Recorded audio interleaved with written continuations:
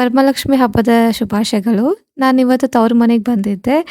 Because ಎಲ್ಲ ಹಬ್ಬಗಳೂ first ತವ್ರ ಮನೆ ಒಳಗೆ ಆಚರಿಸ್ಬೇಕು ಅಂತ ಹೇಳಿ ಅಂದ್ಕೊಂಡಿದ್ದೆ. ಅದಕ್ಕೆ ಇಲ್ಲೇ ಬಂದಿದ್ದೆ 1 ಡೇ ಬಿಫೋರ್. ಆಮೇಲೆ ತುಪ್ಪದ ದೀಪ ಹಚ್ಚಿ ಎಲ್ಲ ಆರತಿ ಮಾಡಿದ್ವಿ ನಾನು ಅಮ್ಮ ಸೇರಿ. ಆಮೇಲೆ ಇವ್ರಿಗೂ ಕರೆದಿದ್ದೆ, ಅರವಿಂದಿಗೆ ಮತ್ತು ಸೂರಜಣ್ಣ, ರಶ್ಮಿ ಅಕ್ಕ ಮತ್ತು ಅತ್ತಿ ಮಾವವ್ರಿಗೆಲ್ಲರಿಗೂ ಕರೆದಿದ್ವಿ. ಅವ್ರ ಸಂಬಂಧ ವೇಟ್ ಮಾಡ್ಕೊಂತ ಎಲ್ಲ ತಯಾರಿ ಮಾಡಾಕತ್ತಿದ್ವಿ ನಾನು ಮತ್ತು ಅಮ್ಮ ಇಬ್ಬರು ಸೇರಿ. ಎಲ್ಲ ಉಡಿ ತುಂಬೋದಕ್ಕೆ ಆಮೇಲೆ ಅಕ್ಕಿ, ಅರಿಶಿನದ ಚೀಟು ಎಲ್ಲ ರೆಡಿ ಮಾಡ್ಕೊಂಡಿಟ್ಟಿದ್ವಿ.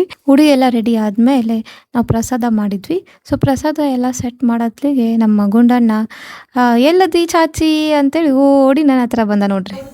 ಹೂರ್ಣ ಹಚ್ಕೊಂಡು ತಿಂತಿ?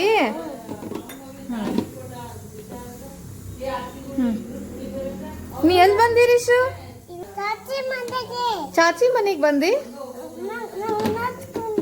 ಹೂರ್ಣ ಹಚ್ಕೊಂಡು ತಿಂತೀಯಾ? ಚಾಚಿಂಗ್ ಕರ್ಕೊಂಡು ಹೋಗೋಣ ಬೇಡ ಈಗ. ಬೇಡ ಬಿಡ ಬಿಟ್ಟೋಗಂತ. ಕರ್ಕೊಂಡು ಹೋಗೋದು ಅಂತ ಬಿಟ್ಟೋಗಣ ಬೇಡ ಬಿಟ್ಟೋಗಣ.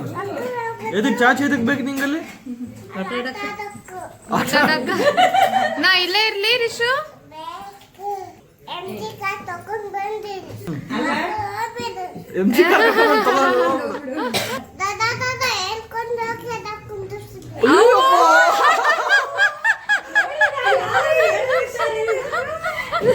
ದರ ಹೇಳ್ಕೊಂಡು ಹೋಗಿ ಅದ ಕುಂದಿರಿಸ್ಬಿಡೋದು. ರಿಶು ಎಲ್ಲಿ ನನಗೆ ದರ ಅಂತ ಹೇಳ್ಕೊಂಡು ಹೋಗ್ತಾನಂತ ಹೇಳಿ ನಾನು ಬೇಗ ಬೇಗ ಅಮ್ಮಗೂ ಉಡಿ ತುಂಬಿ ಆಮೇಲೆ ಅಕ್ಕಗೂ ಉಡಿ ತುಂಬಿದೆ.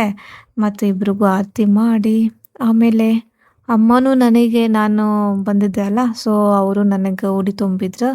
ಮತ್ತೇನು ಗೊತ್ತಾ, ಇವತ್ತು ನಾನು ಮತ್ತು ನಮ್ಮ ಅಕ್ಕ ಕೋಇನ್ಸಿಡೆನ್ಸ್ ಆಗಿ ಒಂದೇ ಕಲರ್ ಸಾರಿ ಹಾಕೊಂಬಂದೀವಿ ಇವತ್ತು. ನನಗೂ ಗೊತ್ತಿರಲಿಲ್ಲ ಅವ್ರು ಹಾಕೊಂಬರೋದು ಆ ಕಲರ್ ಸಾರಿ.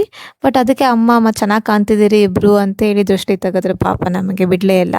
ಅದಾದಮೇಲೆ ಅಕ್ಕ ಕಾರ್ ಹೊಡಿತೀನಿ ಅಂತಂದರು. ಅದಕ್ಕೆ ನಮ್ಮ ಮನೆಯವರು ಪಾಪ ಅವರಿಗೂ ಒಂದು ಕಾರ್ ಹೊಡ್ಯಕ್ಕೆ ಬಿಟ್ರು. ಅದಾದ್ಮೇಲೆ ಮನೆಗೆ ಬಂದಮೇಲೆ ನೋಡ್ರಿ ಇಲ್ಲಿ ರಿಶು ಲೇಟ್ ನೈಟ್ ಸ್ಟಡೀಸ್ ಮಾಡಕತ್ಬಿಟ್ಟನ್ರಿ ಇವಾಗಿಂದಲೇ.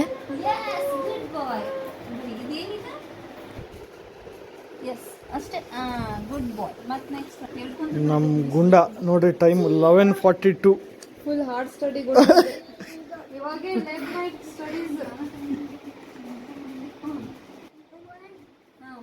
ಇಷ್ಟೊತ್ತಿಗೆ ಹೋಮ್ವರ್ಕ್ ಮಾಡಿ ಮುಕ್ಕೊಂಡ ನೋಡ್ರಿ ಗುಂಡ ಈಗ.